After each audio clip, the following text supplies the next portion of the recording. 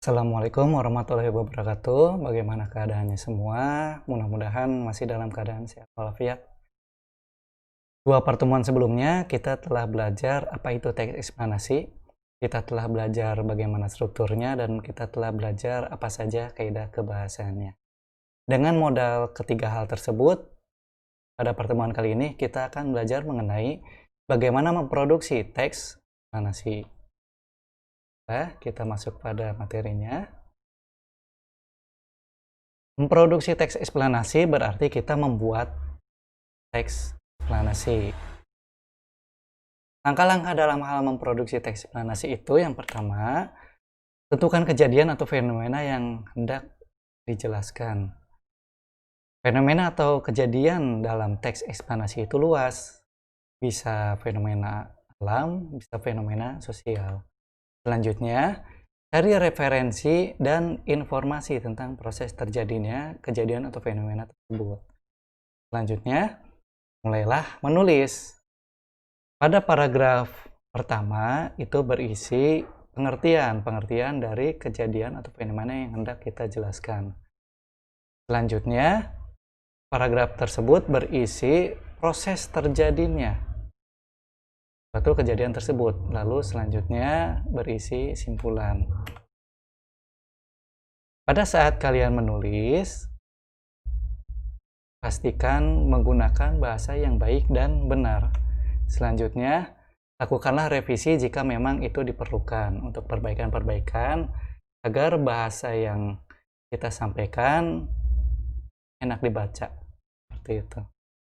Ya, sebelumnya mohon maaf jika banyak iklan-iklan di suara sekitar karena memang sekarang kondisinya sedang ramai.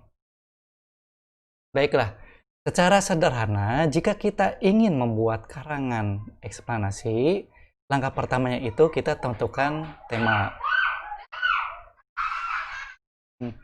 Ya, kurang lebih iklannya seperti itu. Langkah pertama itu kita tentukan tema. Bapak di sini mencontohkan tema yang akan kita gunakan itu adalah pendidikan. Selanjutnya, kita tentukan judul. Nah, di sini ada tema, ada judul. Tema dan judul itu dua hal yang berbeda. Jadi jangan samakan tema dengan judul. Jangan sampai Bapak memberikan sebuah tema pendidikan, kalian judulnya pun pendidikan.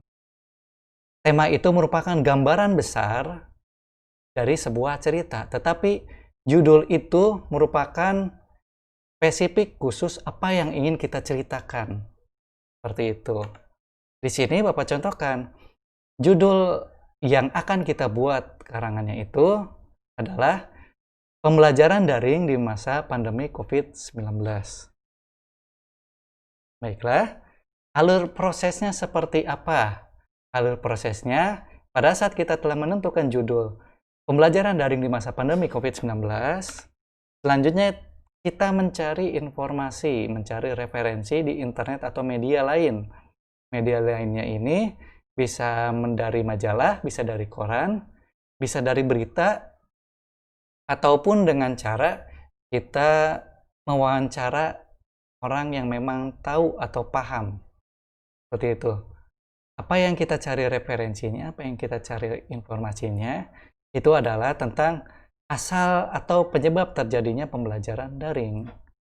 Selanjutnya, buatlah minimal karangan kita itu dalam 3 paragraf. Kenapa dalam 3 paragraf? Paragraf yang pertama itu berisi penjelasan pendahuluan atau pengertian awal tentang apa itu pembelajaran daring yang saat ini dilaksanakan. Selanjutnya, pada paragraf kedua, kita menjelaskan prosesnya.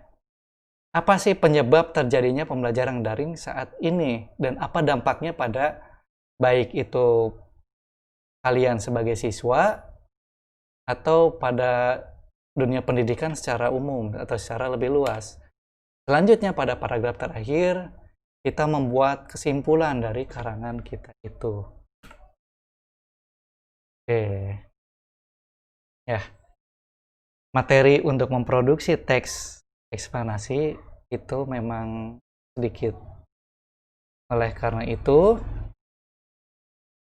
Bapak sangat mengharapkan apa materi yang telah kita pelajari pada 2 pertemuan terakhir dan saat ini bisa kalian pahami dengan baik, sehingga tugas-tugas yang Bapak berikan bisa kalian kerjakan dengan baik.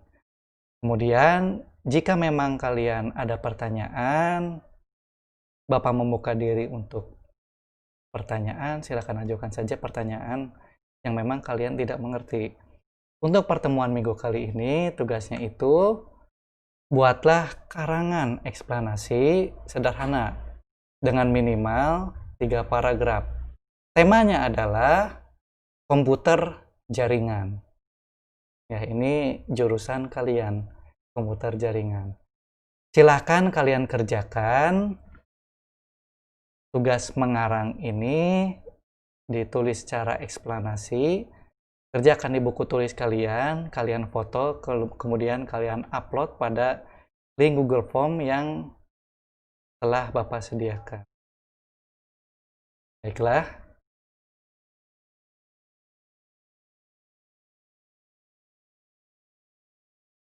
Demikian dari Bapak. Sebelum semakin banyak iklan yang berseliweran, Bapak akhiri, mohon maaf kurang lebihnya, semoga dapat dipahami. Ya, Bapak akhiri, wassalamualaikum warahmatullahi wabarakatuh.